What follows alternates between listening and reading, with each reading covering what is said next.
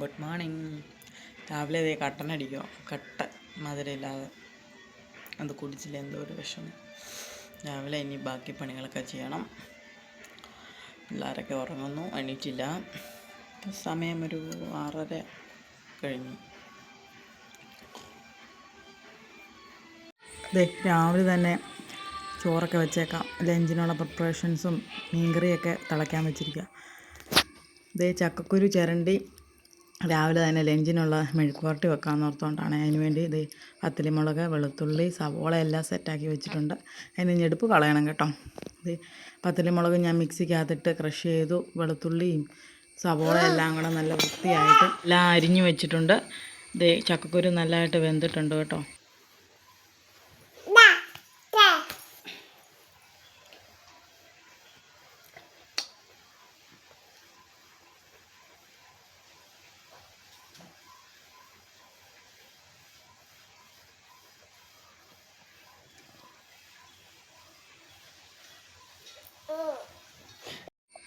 ചക്കക്കുരു നല്ല വെന്ത് വെള്ളമൊക്കെ പറ്റി വന്നിട്ടുണ്ട്.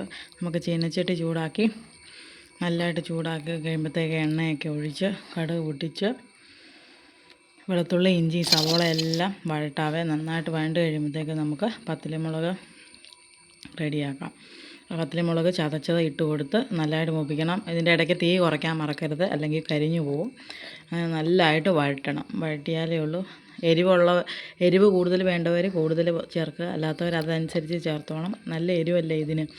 കാശ്മീരിയുടെ മുളകല്ലത്, സാധാ മുളകാണ്. അപ്പം എരിവിനനുസരിച്ച് എല്ലാവരും ചേർത്തോണം. അങ്ങനെ ഇത് നല്ലതായിട്ട് വഴണ്ട് വന്നിട്ടുണ്ട്, മൂത്ത് വന്നിട്ടുണ്ട്. ആ പച്ചമണമൊക്കെ മാറി അതിൻ്റെ ചക്കക്കുരു വെന്ത ചക്കക്കുരു എടുത്ത് അതിനകത്ത് ആഡ് ചെയ്യണേ. നല്ലതായിട്ട് വെന്തതാണ്. വേഗണം. എനിക്കാണെങ്കിൽ ഇതുപോലെ ഇങ്ങനെ കഷ്ണം പോലെ കിടക്കുന്നത് എനിക്കിഷ്ടമേ അല്ല.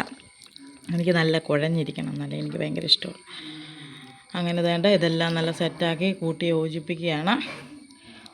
ചക്കക്കുരു നല്ലതായിട്ട് അതിനകത്ത് മസാലയ്ക്കകത്ത് കിടന്ന് പിടിക്കണം. നല്ല ഇതിനനുസരിച്ച് ഉപ്പൊക്കെ നോക്കാൻ വിട്ടുപോകരുത് കേട്ടോ. കരിയാപ്പിലയൊക്കെ ഉണ്ടെങ്കിൽ അതൊക്കെ ഇട്ടോണം. ഇവിടെ കരിയാപ്പില ഇല്ലായിരുന്നു. അതേ കുറച്ച് നേരം മൂടി വെച്ച് ഒന്നും കൂടി ഒന്ന് സെറ്റാക്കാൻ വേണ്ടിയിട്ട് ഞാൻ ചെയ്തു. അത് ഒന്നും കൂടെ ഒന്ന് ഇളക്കുവാണ്. വേണ്ട പത്തലിമുളകും ചക്കക്കുരും മസാലയെല്ലാം കൂടെ തമ്മിൽ യോജിച്ചൊരു നല്ല സെറ്റായി. കുറച്ച് വെള്ളം കൂടെ പറ്റാനുണ്ട്. അതും കൂടെ പറ്റി കഴിയുമ്പോൾ നമ്മുടെ കറി റെഡിയാവും കേട്ടോ. ഇത്തരം വീഡിയോകളൊക്കെ നിങ്ങൾക്ക് ഇഷ്ടപ്പെട്ടോ? എൻ്റെ വീട്ടിലെ ചെറിയ കാര്യങ്ങളൊക്കെ ഞാൻ ഇതുപോലെ വീഡിയോ ആയിട്ടിടാം. നിങ്ങൾ കമൻറ്റിൽ പറയണം കേട്ടോ. എൻ്റെ വീഡിയോ ഇഷ്ടമായെങ്കിൽ ലൈക്ക് ചെയ്യാനും കമൻറ്റ് ചെയ്യാനും സബ്സ്ക്രൈബ് ചെയ്യാനും മറക്കരുത് കേട്ടോ.